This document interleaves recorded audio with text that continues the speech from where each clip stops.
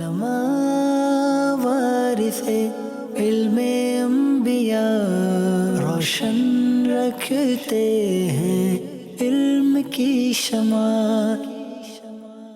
الحمدللہ رب العالمین والصلاة والسلام علی خاتم النبیین، اما بعد فاعوذ باللہ من الشیطان الرجیم، بسم اللہ الرحمن الرحیم۔ الصلاة والسلام علیک یا رسول اللہ وعلی آلک واصحابک یا حبیب اللہ۔ الصلاة والسلام علیک یا نبی اللہ وعلی آلک واصحابک یا نور اللہ۔ فرمان مصطفیٰ صلی اللہ علیہ وسلم، من صلی علی مئتا کتب اللہ بین عینیہ براءۃ من النفاق وبراءۃ من النار واسکنہ اللہ یوم القیامہ مع الشہداء۔ جو مجھ پر 100 مرتبہ درود پاک پڑھے، اللہ پاک اس کی دونوں آنکھوں کے درمیان لکھ دیتا ہے کہ یہ نفاق اور جہنم کی آگ سے آزاد ہے، اور قیامت کے دن اسے شہیدوں کے ساتھ رکھے گا۔ بچائے تم کو جو دوزخ سے ایسے محسن پر، سدا سلام کہو عمر بھر درود پڑھو، ابس گناہوں کی شامت میں مارے پھرتے ہو، خدا کی تم پہ ہو رحمت اگر درود پڑھو۔ صلو علی الحبیب صلی اللہ تعالی علی محمد۔ مدنی چینل کے ناظرین، پروگرام علم انبیاء لیے ایک بار پھر حاضر ہیں۔ انبیاء کرام علیہم الصلاۃ والسلام وہ مبارک ہستیاں جنہیں اللہ پاک نے مخلوق میں سب سے زیادہ شان و شوکت عطا فرمائی، اور مخلوق سے بڑھ کر انہیں عقل عطا فرمائی۔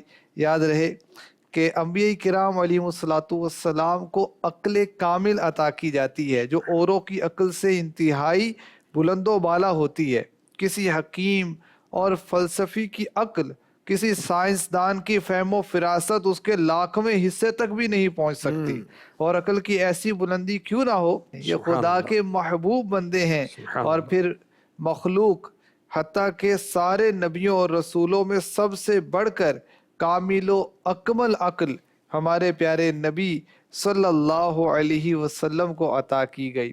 اور انبیاء کرام علیہم الصلاۃ والسلام کو علوم عطا کیے گئے، ان پر صحیفے نازل ہوئے، کتابیں نازل ہوئیں، اور جو قرآن پاک ہمارے آقا صلی اللہ علیہ وسلم پر نازل ہوا، اس میں سارے علوم جمع کر دیے گئے، یہاں تک کہ پہلے کے جو علوم تھے، پہلے کے نبیوں پر جو کتابیں نازل ہوئی تھیں، وہ علوم بھی قرآن میں بیان کر دیے گئے۔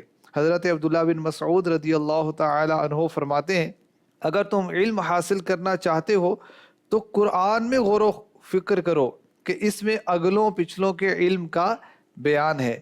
روح البیان میں ہے کہ اس سے پہلے کل آسمانی کتابیں 103 اتری، 50 صحیفے شیس علیہ السلام پر، 30 ادریس علیہ السلام پر، اور 20 ابراہیم علیہ السلام پر۔ توریت موسیٰ علیہ السلام، اور زبور داؤد علیہ السلام، اور انجیل عیسیٰ علیہ السلام پر۔ لیکن ان تمام کتابوں کے مضامین اس قرآن میں جمع ہیں۔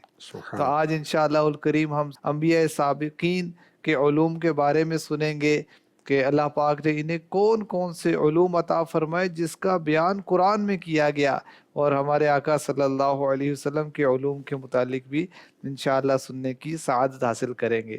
جی سیدی، انبیاء کرام کے علوم قرآن میں۔ بسم اللہ الرحمن الرحیم۔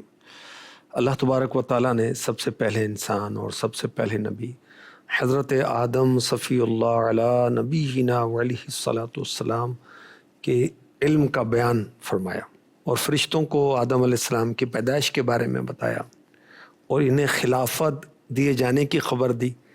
تو اب فرشتوں کو اس کی حکمت جاننے کی خواہش ہوئی کہ آدم علیہ السلام کو کیوں پیدا کیا جا رہا ہے۔ تو آدم علیہ السلام کی تخلیق کمپلیٹ ہوئی، تو اللہ تبارک و تعالیٰ نے تخلیق آدم کی حکمت ظاہر کرنے کے لیے آدم علیہ السلام کو، ابو البشر کو، علم اسما، چیزوں کے نام کا علم سکھایا۔ سورہ بقرہ کی آیت نمبر 31 میں ارشاد ہوتا ہے وَعَلَّمَ آدَمَ الْأَسْمَاءَ كُلَّهَا، اور اللہ نے آدم کو تمام اشیاء کے نام سکھا دیے۔ اس کا مطلب کیا ہے؟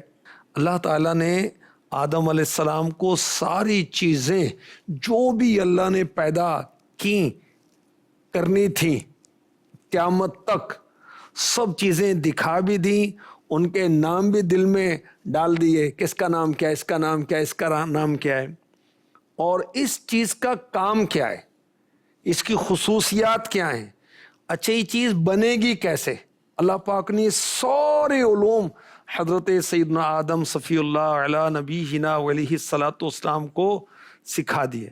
اچھا اس کے بعد اب ملائکہ کو، فرشتوں کو ارشاد ہوتا ہے ثم عرضهم على الملائكة فقال انبئوني باسماء هؤلاء ان كنتم صادقين۔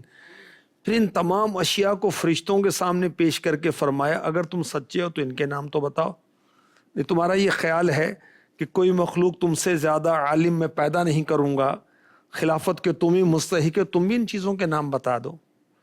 تو اب فرشتوں نے کیا عرض کیا؟ قالوا سبحانک لا علم لنا الا ما علمتنا انک انت العلیم الحکیم۔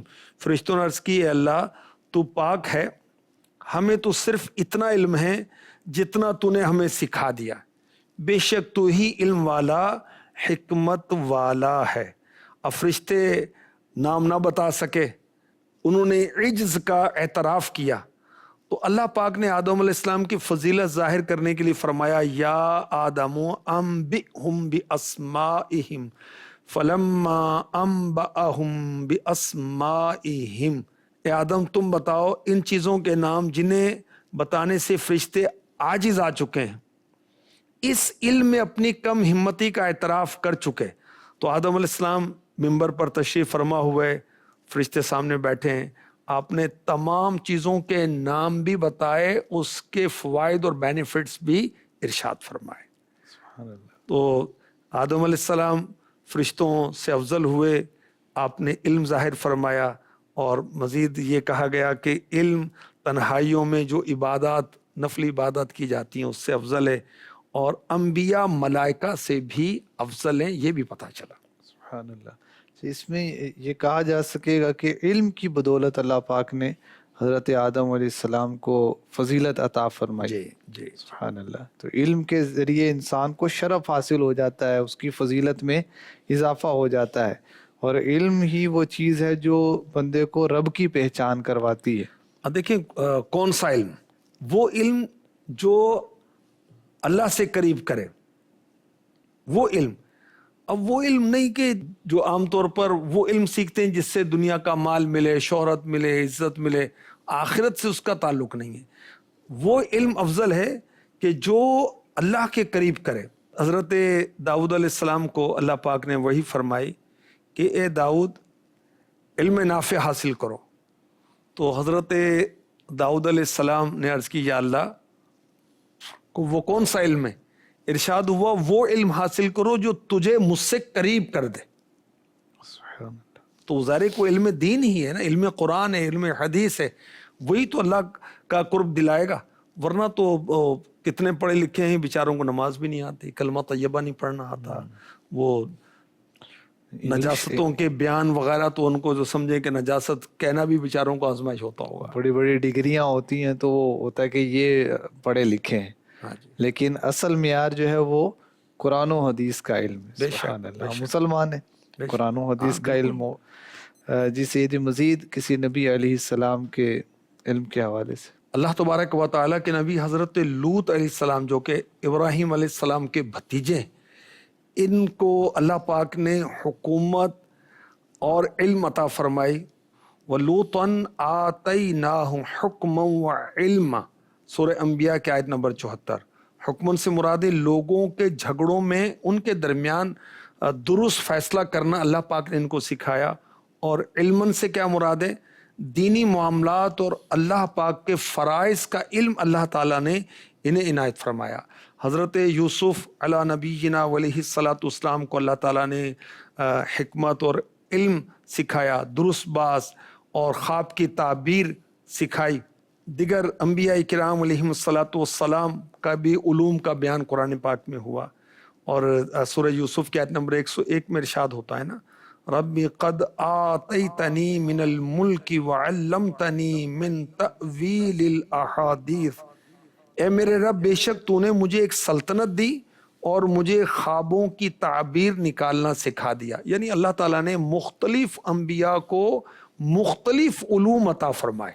حضرت موسیٰ علیہ السلام کے بارے میں بھی قرآن پاک میں بیان کیا گیا، سورہ قصص کی آیت نمبر 14 ہے، وَلَمَّا بَلَغَ أَشُدَّهُ وَاسْتَوَىٰ آتَيْنَاهُ حُكْمًا وَعِلْمًا، اور جب موسیٰ اپنی جوانی کو پہنچے اور بھرپور ہو گئے تو ہم نے اسے حکمت اور علم عطا فرمائے.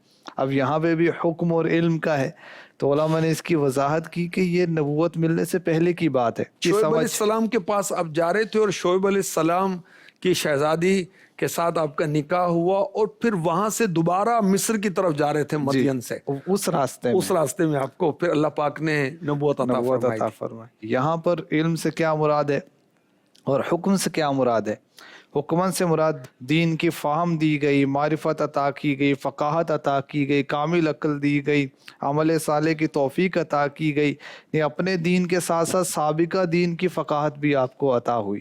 اور علمن سے مراد وہ ساری معلومات جو آپ کی شریعت سے متعلق آتی، حدود وغیرہ کا علم آپ کو دیا گیا.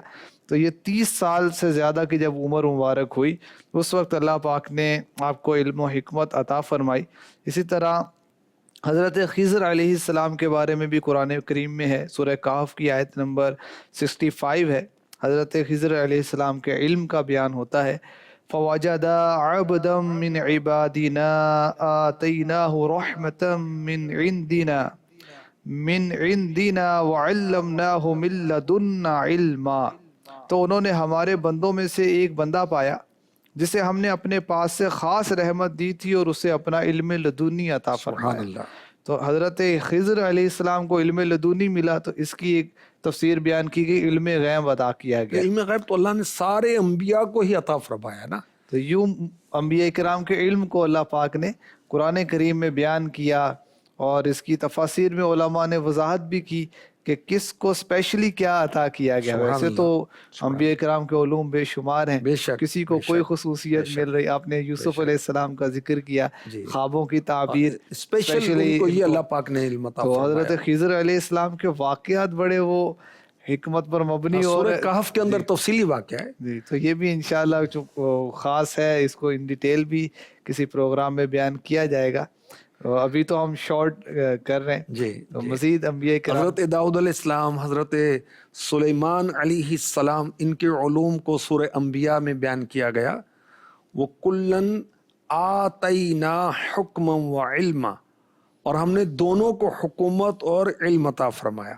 یعنی اللہ تبارک و تعالیٰ نے داؤد علیہ السلام کو، سلیمان علیہ السلام کو حکومت کا علم بھی عطا فرمایا، اجتہاد کا علم بھی عطا فرمایا، احکام کے طریقے جو ہیں یہ بھی بتائے. اور بھی قرآن پاک کی مختلف آیات میں بیان ہوا. داؤد علیہ السلام، سلیمان علیہ السلام کو قضاء کا علم، سیاست کا علم سکھایا گیا. داؤد علیہ السلام کو اللہ پاک نے پہاڑوں اور پرندوں کی تسبیح کا علم عطا فرمایا. سلیمان علیہ السلام کو چوپایوں کی بولیاں سکھائیں، پرندوں کی بولیاں سکھائیں. حضرت داؤد علیہ السلام کو حق اور باطل میں فرق کرنے والا علم عطا فرمایا. اور حضرت عیسیٰ علیہ السلام کو اللہ تبارک و تعالیٰ نے توریت اور انجیل کا علم عطا فرمایا، علم غیب عطا فرمایا. سبحان اللہ. اور پیارے آقا علیہ الصلوۃ والسلام کو سب نبیوں سے بڑھ کر علم عطا فرمایا. بے شک قرآن جس پہ اترا وہ سینہ نبی ہے، حکمت کا جو خزینہ وہ سینہ نبی ہے. سبحان اللہ. اور قرآن پاک کے بارے میں کہا گیا یہ وہ کتاب ہے جس میں شک کی گنجائش ہی نہیں. تو تفسیر میں علماء نے لکھا کہ اس میں تمام علوم کو جمع کر دیا گیا. اور قرآن میں کیا کیا ہے، ارشاد ہوتا ہے وَتَفْصِيلَ الْكِتاب، اور لوح میں جو کچھ لکھا سب کی تفصیل اس میں ہے. فرمایا وَلَا رَطْبٍ وَلَا يَابِسٍ إِلَّا فِي كِتَابٍ مُبِينٍ، کوئی تر چیز نہیں، نہ کوئی خشک چیز ہے جو اس روشن کتاب میں نہیں. سبحان اللہ. اور پھر سارا قرآن حضور صلی اللہ علیہ وسلم کو بھی سکھا دیا گیا. الرحمن علم القرآن، تو ہر چیز کا بیان قرآن میں. سارے کا سارا قرآن حضور کو سکھا دیا گیا. تو علماء نے بڑی پیاری بات کہی کہ جو حضور کے علم کا انکار کرے تو وہ بھی آیت کا منکر ہے، وہ اس آیت کو نہیں مان رہا، علم القرآن. اور اگر وہ سارے علوم کا انکار کرتا ہے تو پھر وہ اس آیت کا انکار کرتا ہے کہ قرآن میں کوئی کمی ہے، کہ سارے علوم قرآن میں نہیں، کیونکہ آپ کو تو قرآن سکھا دیا گیا. دیکھیں اس پر مجھے اعلیٰ حضرت کا شعر یاد آیا، ان پر کتاب اتری بیان لکل شیء، تفصیل جس میں ما عبرا ما غبرا کی ہے. نہیں، میرے آقا علیہ الصلوۃ والسلام پر رب کائنات نے وہ کتاب نازل فرمائی جس میں جو کچھ ہو چکا، جو کچھ ہونے والا تھا اس کا علم تھا. مزید وہ اعلیٰ حضرت شان مصطفیٰ بیان کرتے ہیں، کہنا نہ کہنے والے تھے، کوئی کہنا نہیں تھا، کوئی بات نہیں تھی، کوئی بات کرنے والا نہیں تھا. کہنا نہ کہنے والے تھے، جب سے تو اطلاع مولا کو قول و قائل و ہر خوش کو ترکی ہے. فضل خدا سے غیب شہادت ہوا انہیں، اس پر شہادت آیت و وحی و اثر کی ہے. کیا بات ہے. قرآن میں بھی وَعَلَّمَكَ مَا لَمْ تَكُنْ تَعْلَمْ، سبحان اللہ. جو آپ نہیں جانتے تھے اللہ پاک نے آپ کو سکھا دیا. تو اس میں بھی علماء نے جو تفسیر بیان کی، تو ماں سے کیا مراد ہے؟ شرعی احکام، دینی کام، علم غیب، چھپی ہوئی چیزیں، دلوں کے ارادے، سینوں کے اسرار، اگلے پچھلوں کی خبریں، سب کچھ اس میں مراد ہے. سبحان اللہ. اور ماں میں کوئی قید نہیں، یعنی ماں جو ہے یہ اس میں عموم ہے، تمام علوم غیبیہ اس سے مراد. الحمدللہ. تو پیارے آقا علیہ الصلوۃ والسلام کے جو علوم ہیں اس کی تو کیا ہی وسعت ہے. بے شک کہ امام بصیری رحمۃ اللہ علیہ نے لکھا، وَكُلُّهُم مِّن رَّسُولِ اللَّهِ مُلْتَمِسٌ غَرْفًا مِّنَ الْبَحْرِ أَوْ رَشْفًا مِّنَ الدِّيَامِ. یعنی تمام انبیاء حضور صلی اللہ علیہ وسلم کے دریائے معرفت اور باران رحمت سے پانی کے چلو یا قطرہ آب کی درخواست کرتے ہیں. آپ کا دریائے سخاوت اتنا وسیع ہے کہ انبیاء بھی وہاں سوالی کھڑے ہیں. سبحان اللہ. تو انبیاء کرام علیہم الصلوۃ والسلام کے علوم کو کچھ بیان کیا گیا. اللہ کریم ہمیں انبیاء کرام کے فیضان سے مالا مال فرمائے. انشاءاللہ ان ڈیٹیل بھی بعض انبیاء کے علوم کو ہم بعض پروگرام میں ڈسکس کریں گے، تاکہ ہمیں ایک تو قرآن کی معلومات حاصل ہو اور انبیاء کی شانوں کا پتہ چلے. انبیاء کرام اللہ پاک کے کیسے مقبول بندے تھے، اور ہم نے ان کے جو بتائے ہوئے طریقے ہیں اس کو فالو کرنا ہے، اللہ پاک کی عبادت کرنی ہے، آخرت کی تیاری کرنی ہے. یہی ان کا پیغام تھا. اللہ کریم ہمیں عمل کی توفیق عطا فرمائے. پروگرام میں ہمارے ناظرین سوال کیا کرتے ہیں، اور بعض سوالات تو بڑے وہ اچھوتے ہوتے، دلچسپ بھی ہوتے ہیں، اور کچھ اس میں سیکھنے کا بھی موقع مل جاتا ہے. تو اسی طرح کا ایک سوال بھی ہمارے پاس آیا ہوا ہے. آئیے سنتے ہیں کہ وہ کیا سوال کر رہے ہیں. میرا نام محمد احمد رزاقی ہے اور میرا تعلق سیالکوٹ کے شہر سمڑیال سے ہے. سر میرا سوال آپ سے یہ ہے کہ تمام کے تمام تعلیمی اداروں میں ایک کرائٹیریا رکھا جاتا ہے، معیار رکھا جاتا ہے جس پر تمام کے تمام طلباء کو داخلے دیے جاتے ہیں. تو میرا سوال بیسیکلی آپ سے یہ ہے کہ آپ تمام کے تمام اسٹوڈنٹس کو ایک طرح سے لے کر کیسے چلتے ہیں؟ پرائمری والا بچہ بھی آپ کے پاس اسی طرح سے پڑھتا ہے جیسے کہ یونیورسٹی والا بچہ، میٹرک والا بھی سیم؟ آپ کے پاس ایسا کیا ہے جس سے آپ سب کو ایک ہی طرح لے کر چلتے ہیں اور وہ ایک ہی طرح کی اچھی پرفارمنس دیتے ہیں؟ میرا سوال آپ سے ہے، جواب ضرور دیجیے گا. مطلب پرائمری والے کی عمر کچھ اور ہوتی ہے، میٹرک والے کی کچھ اور ہوتی ہے، یونیورسٹی والے کی کوئی اور ہوتی ہے. کہنے کو تو سارے بچے ہی ہوتے ہیں، اور بھائی ان کی عمروں میں کتنا تفاوت ہوتا ہے، فرق ہوتا ہے. خیر آپ ہی اس کا کچھ فرمائیں گے.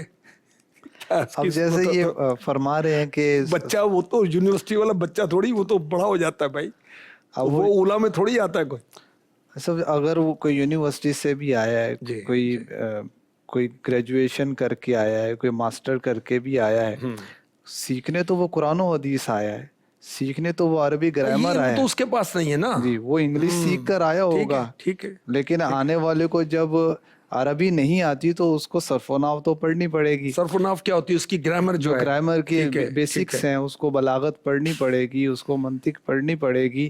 یعنی یہ وہ علوم ہے جو قرآن و حدیث سمجھنے میں مددگار بنتے ہیں.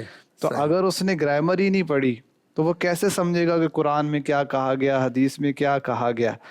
تو کرائٹیریا تو بنا ہوا ہے، اور یہی کرائٹیریا ہے کہ آنے والا کوئی بھی آئے تو کس انداز سے وہ قرآن و حدیث کو سمجھنے کے قابل ہو سکتا ہے۔ تو اس کا پورا ایک سلیبس ہے، پوری ہمارا تعلیمی بورڈ بنا ہوا ہے، کنز و مدارس بورڈ کے تحت ایک پورا نظام ہے، اور تعلیمی امور کے ذمہ دار ہوتے ہیں۔ سلیبس پر ہمارے جو ماہرین ہیں، جو اس علم کے ماہرین ہیں، جنہوں نے اس فیلڈ میں 25 سال گزار دیے ہیں، اس بورڈ کا حصہ ہیں، اور یہ میٹنگز کرتے رہتے ہیں، دور بدلتا جا رہا ہے۔ تو اس کی روشنی میں الحمدللہ دعوت اسلامی جدت بھی لا رہی ہے۔ ہم نے کتابیں بھی لکھی ہیں، اور سلیبس پر مشتمل کتابیں اور اس کے حواشی بھی آ رہے ہیں، اس میں بہت بہتری بھی آ رہی ہے، اور مکتبۃ المدینہ کے ذریعے اس کو پرنٹ کر کے عام بھی کیا جا رہا ہے۔ تو دعوت اسلامی اور اس کے علاوہ بھی الحمدللہ اس نصاب کو قبول کیا جا رہا ہے، اور ایک سٹینڈرڈ تو الحمدللہ اس کا بنایا گیا۔ اللہ کا شکر، اللہ کا تو شکر۔ سائل محترم اگر جامعۃ المدینہ میں داخلہ لے لیں تو انشاءاللہ مزید بھی چیزیں واضح ہو جائیں گی۔ آن لائن بھی ہو سکتا ہے، جی، آن فزیکلی لائن بھی ہو سکتا ہے، اور نائٹ کے جامعہ میں بھی ہو سکتا ہے، کئی صورتیں بن سکتی ہیں۔ بڑھتے ہیں اگلے سیگمنٹ کی طرف، جس کا نام ہے ایک آیت ایک عقیدہ۔ علماء وارث علم انبیاء، روشن رکھتے ہیں علم کی شمع۔ صلو علی الحبیب صلی اللہ تعالی علی محمد وعلی آلہ وصحبہ وبارک وسلم۔ عاشقان رسول، اللہ تعالی جل جلالہ نے قرآن پاک میں تابوت سکینہ کا ذکر فرمایا۔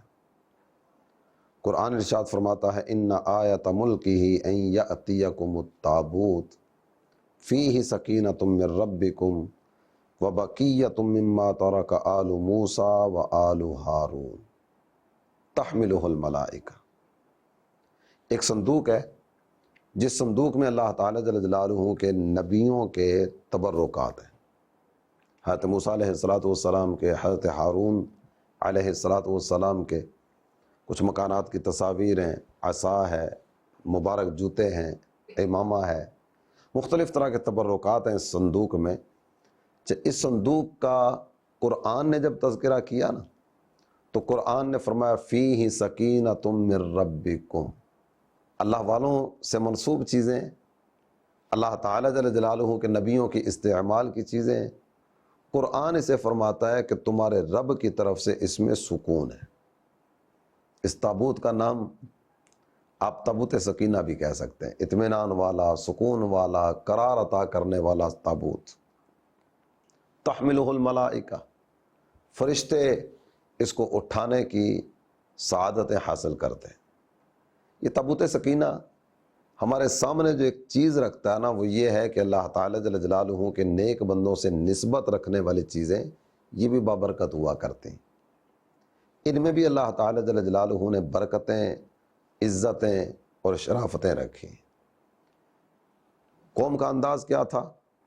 جب کوئی مار کا سر کرنے کے لیے جانا ہوتا تو اس تابوت کو اپنے ساتھ میدان میں لے کر جاتے۔ اللہ تعالیٰ جل جلالہ اس کی برکت سے فتح عطا فرما دیا کرتا۔ آپ اگر قرآن پاک کی طرف مزید بڑھیں، احادیث طیبہ کی طرف بڑھیں، تو کتنے ہی تبرکات کے حوالے سے حسین نظارے ہمارے نظروں کے سامنے آتے ہیں۔ حضرت یعقوب اللہ کے نبی ہیں، اللہ تعالیٰ جل جلالہ کے نبی حضرت یوسف علیہ السلام اپنی قمیص دے کر بھیجتے ہیں، اذھبوا بقمیصی، میری قمیص لے جاؤ۔ حضرت یعقوب کی بینائی چلی گئی، حضرت یوسف علیہ السلام کی قمیص ان کی آنکھوں پر رکھی گئی، اللہ تعالیٰ جل جلالہ نے بینائی عطا فرما دی۔ حضرت سیدنا خالد بن ولید رضی اللہ تعالی عنہ، ٹوپی میں نبی پاک صلی اللہ تعالی علیہ وآلہ وسلم کے مبارک بال ہیں، یہ ٹوپی پہن کر میدان میں جاتے ہیں۔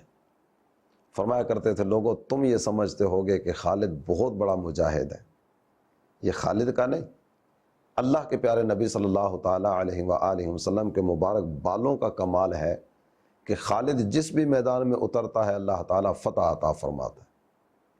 تبرکات کا موضوع بہت وسیع موضوع ہے، لیکن ہمارے سیگمنٹ کا وقت مختصر ہے، اس لیے صرف ایک آیت اور اس کے تحت 2-3 باتیں آپ کے سامنے رکھی ہیں۔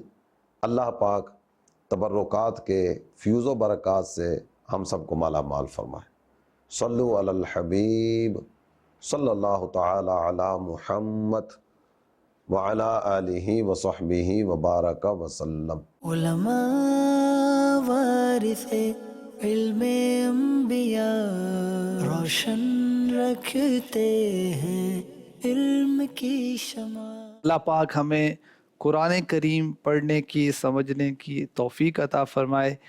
آئیے بڑھتے ہیں اگلے سوال کی طرف۔ میرا نام سائم علی اتاری ہے، میں جامعۃ المدینہ فیضان مدینہ فیصل آباد دورۃ الحدیث کا طالب علم ہوں۔ جی، میرا حاج صاحب کی بارگاہ میں یہ سوال ہے، آپ کو غصہ آتا ہے؟ جب آئے تو کیا کرتے ہیں؟ کوئی ایسا واقعہ کہ غصے میں آپ نے کچھ ایسا کر دیا ہو جو آپ کو نہیں کرنا چاہیے تھا؟ اب دیکھیں، غصہ آنا ایک فطری طور پر ہے، اور امام شافعی رحمۃ اللہ تعالی علیہ کا قول مبارک ہے، جس کو غصہ نہ آئے وہ گدھا ہے۔ تو بہت سارے موقع ایسے ہوتے ہیں اس میں غصہ آنا چاہیے۔ یہ غصہ حرام نہیں؟ لوگ کہتے ہیں غصہ حرام ہے۔ اب دیکھیں کہ وہ ہر غصہ حرام نہیں ہے نا بھائی۔ اب وہ دیکھیں کہ جس کا غصہ کسی گناہ کے بعد ٹھنڈا ہوتا ہے تو ایسے کے لیے تو جہنم کا دروازہ کھلا ہوا ہے۔ نہیں صرف غصہ آنا حرام نہیں ہوتا، غصے کا غلط نفاذ یہ حرام ہو سکتا ہے۔ جی، اور غصہ آتا ہے، اور امیر علیہ سنت نے ہماری تربیت یہ کی ہے کہ ہم حلیم ہوں، یعنی حلم، قوت برداشت، ٹالرنس والے ہوں۔ تو امیر علیہ سنت کا رسالہ بھی ہے غصے کا علاج، وہ مجھے بھی پڑھنا چاہیے، آپ کو بھی پڑھنا چاہیے، مجھے بھی علاج کرنا چاہیے، آپ کو بھی، ناظرین کو بھی علاج کرنا چاہیے۔ اعوذ باللہ من الشیطان الرجیم پڑھیں، جس پر غصہ آ رہا ہے اس سے ہٹ جائیں، یا اللہ یا رحمان یا رحیم یہ پڑھتے رہیں، اور وضو کر لیں، غسل کر لیں، زمین پر لیٹ جائیں، اس سے بھی وہ غصہ جو ہے وہ چلا جاتا ہے۔ اللہ پاک خیر فرمائے اور ہماری عادتیں بہتر ہو جائیں، ہمارا ظاہر بھی بہتر ہو جائے، ہمارا باطن بھی بہتر ہو جائے۔ جیسے انہوں نے پوچھا کہ آپ کو غصہ، تو ہم نے تو کچھ الحمدللہ صحبت ملتی ہے، کچھ اس طرح کا دیکھا ہے کہ جن امور پر بعض اوقات لوگ غصے میں آ جاتے ہیں، ہم لوگ گھر میں غصے میں آ جاتے ہیں، بچے کوئی ایسا معاملہ کر دیتے ہیں، چھوٹے بچے آ جاتے ہیں، تو دیکھا یہی ہے کہ الحمدللہ کہ بچوں کے ان معاملات پر ایک حلم کی کیفیت ہوتی ہے، ایک صبر کی کیفیت ہوتی ہے۔ اور مجھے ایک بات یاد آ گئی، آپ کا بیرون ملک کا سفر تھا، فلائٹ ٹائم بھی کوئی اتنی گنجائش نہیں تھی، اور ایک بچی بھی ساتھ تھی، اور راستے میں اب وہاں پہنچ کے نماز بھی پڑھنی تھی اور فلائٹ کا بھی ٹائم تھا، تو وہ پیشاب کی صورت ہوئی تو وومٹنگ کی تھی بچے۔ جی وومٹنگ، اب کپڑوں پر وہ ناپاکی کا کوئی وہ معاملہ تھا، تو اب میں دیکھ رہا تھا کہ یعنی وہ جلدی والی کیفیت بھی تھی، اور کپڑے بھی ناپاک ہو گئے، اور سفر بھی بیرون ملک کا ہے، تو کوئی ناراضی، کوئی بے چینی، کوئی ٹینشن یا کوئی غصے کا اظہار کچھ بھی نہیں دیکھا۔ اور آپ گئے ایئرپورٹ پہ، جی چلیں جی، جو بیگ جا کے وہاں کھولنا تھا وہ یہیں کھولا، کپڑے نکالے، وہاں چینج کیے، اور انتظار میں بیٹھ گئے۔ تو یہ الحمدللہ اچھا، یہ تربیت کے ساتھ بھی ہے، امیر سنت کی تربیت ہے ہم سب کے لیے، اور عمر کے ساتھ ساتھ بھی ہوتا ہے۔ یعنی اگر ایسا ہو جائے نا، بچے کا جوتا ہی لگ جائے، تھوڑا سا وہ گرد لگ جائے، تو بندہ غصے میں آ جاتا ہے کہ پتہ نہیں میرا سفر ہے، میں کہیں جا رہا ہوں، تو میرے تو کپڑے گندے کر دیے، تو وہ شرعاً اس میں نماز پڑھنے کا بھی مسئلہ تھا، چینج کرنے پڑے، لیکن الحمدللہ ہم نے کوئی بے جائے غصے کا نفاذ اور کوئی ایسا ناراضی کا اظہار کا معاملہ نہیں دیکھا۔ یہ سوال سے اور بات کرتے ہوئے مجھے واقعہ یاد آ گیا۔ بڑھتے ہیں اگلے سیگمنٹ کی طرف، جس کا نام ہے ایک حدیث ایک سبق۔ علماء وارث علم انبیاء، روشن رکھتے ہیں علم کی شمع۔ صلو علی الحبیب صلی اللہ تعالی علی محمد۔ سیگمنٹ ہے ایک حدیث ایک سبق۔ مزید کہ ناظرین، ہمارا دین اسلام اتنا پیارا ہے کہ دین کے ہر معاملے میں ہماری رہنمائی کرتا ہے، یہاں تک کہ ہم نے دوستی کس سے کرنی ہے، فرینڈشپ کس سے کرنی ہے، اس کے حوالے سے بھی دین اسلام ہماری رہنمائی کرتا ہے۔ میرے آقا دو عالم کے داتا صلی اللہ علیہ وسلم ارشاد فرماتے ہیں، الرجل علی دین خلیلہ فَلْيَنْظُرْ أَحَدُكُمْ مَنْ يُخَالِلْ۔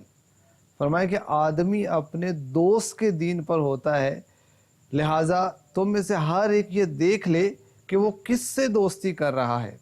اس حدیث پاک کی شرح میں مفتی احمد یار خان نعیمی رحمۃ اللہ تعالی علیہ فرماتے ہیں کہ عموماً انسان اپنے دوست کی سیرت و اخلاق اختیار کر لیتا ہے، یہاں تک کہ کبھی اس کا دین بھی اختیار کر لیتا ہے، لہٰذا تم اچھے لوگوں کے ساتھ دوستی اختیار کرو تاکہ تم بھی اچھے بن جاؤ۔ تو نیک کی صحبت ہمیں نیک بنائے گی، متقی کی صحبت ہمیں متقی بنائے گی۔ حضرت علامہ محمد بن علان شافعی رحمۃ اللہ علیہ فرماتے ہیں، جس شخص سے دوستی کرنے کا ارادہ ہو تو اس کے ظاہری حالات کا مشاہدہ کر لو، یعنی پہلے ہمیں غور کرنا چاہیے کہ میں جس سے دوستی کرنے لگا ہوں، جس سے میری فرینڈشپ ہونے والی ہے، اس کا انداز زندگی کیا ہے، اس کا دین کے معاملے میں انداز کیسا ہے، یہ اللہ رسول کا نافرمان تو نہیں ہے، یہ بے نمازی تو نہیں ہے، یہ گناہوں کی عادت والا تو نہیں ہے، اس کی زبان کی بے احتیاطیاں تو نہیں ہیں، اور اس کا عقیدہ تو خراب نہیں ہے۔ ان چیزوں کو ہمیں پیشگی دیکھنا ہے، یہ ہمیں حدیث پاک سے سبق مل رہا ہے۔ فرماتے ہیں کہ اگر تمہیں دینداری سے اطمینان نہ ہو تو پھر اس سے بچو، کیونکہ جیسا تمہارا دوست ہے دیکھنے والا تمہارے بارے میں بھی وہی گمان کرے گا۔ اگر کوئی معاذ اللہ کسی کا دوست جو ہے جواری ہے تو دیکھنے والا گمان کرے گا اس کا دوست بھی ایسا ہی ہوگا۔ اگر کوئی شرابی ہے تو اس کے دوست کے متعلق بھی یہی گمان ہوگا کہ شرابی کے دوست بھی شرابی ہوں گے۔ تو اگر ہمارا دوست اچھا نہیں ہے تو ہمارے بارے میں گمان اچھا نہیں ہوگا، اور خطرہ یہ کہ ہم بھی اس برائی میں مبتلا ہو جائیں۔ تو میرے ناظرین میں جو بھی اسٹوڈنٹس ہیں، بالخصوص انہیں عرض کروں گا کہ اپنے اسکول میں، کالج میں، یونیورسٹی میں، اپنے ادارے میں ہم نے جس کو دوست بنانا ہے، پہلے ہم نے اچھی طرح دیکھ لینا ہے، یہ مسلمان ہے، یہ خوش عقیدہ ہے، یہ عاشق رسول ہے، یہ نمازی ہے، یہ پرہیزگار ہے، یہ اللہ رسول کا فرما بردار ہے، تو اب اس سے دوستی کی جائے۔ اور اگر دین کے معاملے میں یہ کمزور ہے اور گناہ کی اس کی عادتیں ہیں، معاذ اللہ سود، رشوت اور جوا اور طرح طرح کے جو گناہ معاشرے میں عام ہیں، ان میں اگر مبتلا ہے، نمازیں نہیں پڑھتا ہے، تو ہمیں ایسوں کی صحبت سے بچنا ہے۔ نیک اعمال کے عاملین سے دوستی کریں، مدنی قافلے کے مسافرین سے دوستی کریں، دعوت اسلامی والوں سے دوستی کریں۔ انشاءاللہ الکریم ہم خود بھی نیک بنیں گے اور دوسروں کے نیک بننے کا ذریعہ بھی بن جائیں گے۔ اللہ کریم ہمیں اس حدیث پاک پر عمل کرنے کی توفیق عطا فرمائے۔ صلو علی الحبیب صلی اللہ تعالی علی محمد۔ علماء وارث علم انبیاء، روشن رکھتے ہیں علم کی شمع۔ جی مزید سوال چلائیے۔ میرا نام محمد مزمل خان ہے، میں جامعۃ المدینہ USA میں پڑھتا ہوں، درجہ اولیٰ میں۔ میرا یہ سوال ہے، حاجی صاحب آپ کو شاعری کا شوق ہے؟ اگر ہے تو کتنا ہے، اور کیا ہم بھی شاعری سیکھ سکتے ہیں؟ جزاک اللہ خیرہ۔ اب دیکھیں کہ شاعری کرنا کو فرض و واجب کوئی لازم تو ہے نہیں بھائی، تو ہر ایک کو کرنی نہیں چاہیے۔ ہر کام کی مہارت ہوتی ہے، اور اللہ تعالیٰ نے لوگوں کو مختلف علوم، مختلف مہارتیں، مختلف صلاحیتیں عطا فرمائی ہیں۔ دیکھیں جو عالم ہو، مستند پکا عالم ہو، اور پھر فن شاعری کو بھی جانتا ہو تو وہ تو شاعری کرے، ورنہ ہر ایک کو کرنی نہیں چاہیے۔ ٹھیک ہے، شوق کا پوچھ رہے ہیں، آپ کو شوق ہے، اب وہ کرنا نہ کرنا تو چلے۔ تو وہ شوق تو کیا عرض کروں، بس وہ اب امیر علیہ سنت سے محبت ہے، اللہ اس کو کامل کر دے، تو وہ دل چاہتا ہے کہ پیر صاحب کی منقبتیں لکھیں، پڑھیں۔ اور اب تو وہ الحمدللہ کتنے اچھے شاعر اور علماء بھی لکھنے لگے، تو اب تو شاید میں سمجھتا ہوں کہ اب اتنی مجھے ضرورت شاید نہ ہو۔ وہ پہلے ہم وہ کرتے تھے یہ. تو اس لحاظ سے تو شوق ہے. اور باقی اب وہی بات ہے نا کہ خطرے سے معمور ہے. اچھا اس پر اعلیٰ حضرت نے بھی کافی تربیت فرمائی ہے اور امیر اہل سنت بھی فرماتی رہتے ہیں. اور کسی شاعر نے ہی کہا جہنم کو بھر دیں گے شاعر ہمارے. تو یہ جو استغفر اللہ خلاف شرع شاعری اور کفریہ شاعری آپ دیکھیں کہ سبز گنبد میں تم عرش اعظم پہ رب، میں کیوں کہوں میرا کوئی سہارا نہیں. اب یہ بظاہر نعت کا شعر لگ رہا ہے نا، کفریہ شعر ہے یہ.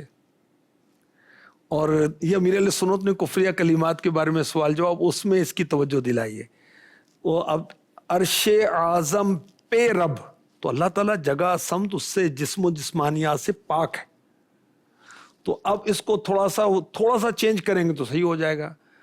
سبز گنبد میں تم عرش اعظم کا رب، کیوں کہوں میرا کوئی سہارا نہیں.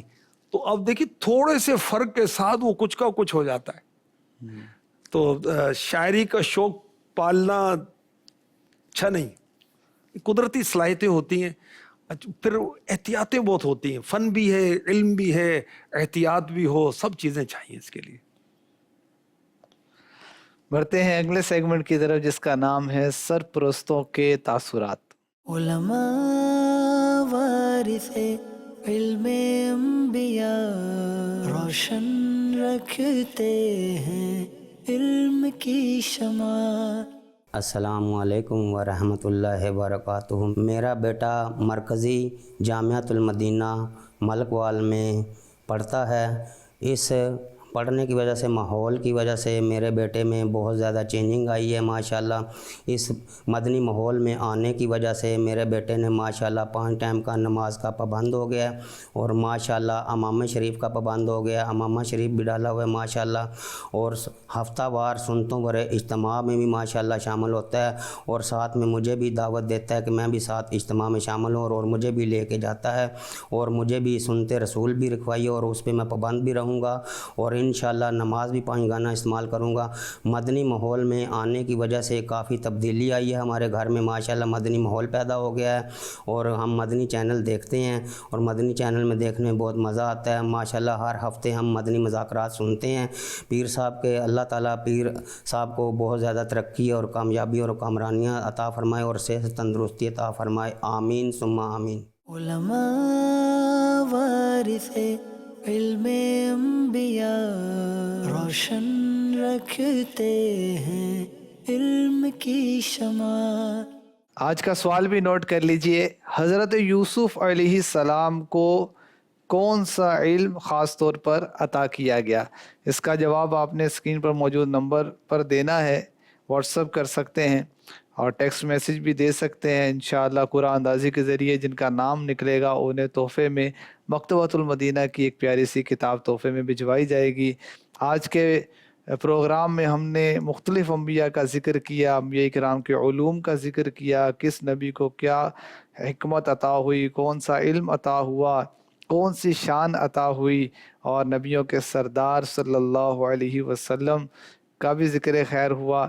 قرآن پاک کے علوم کا بیان ہم نے سنا، سوالوں کے جوابات بھی ہوئے. الحمدللہ بہت سا علم دین ہمیں سیکھنے کا موقع ملا. اللہ کریم ہمیں مدنی چینل دیکھتے رہنے کی، اس کی دعوت کو عام کرتے رہنے کی، علم دین سیکھتے رہنے کی توفیق عطا فرمائے. آمین بجاہ خاتم النبیین صلی اللہ علیہ وسلم. علماء وارث علم انبیاء، روشن رکھتے ہیں علم کی شمع.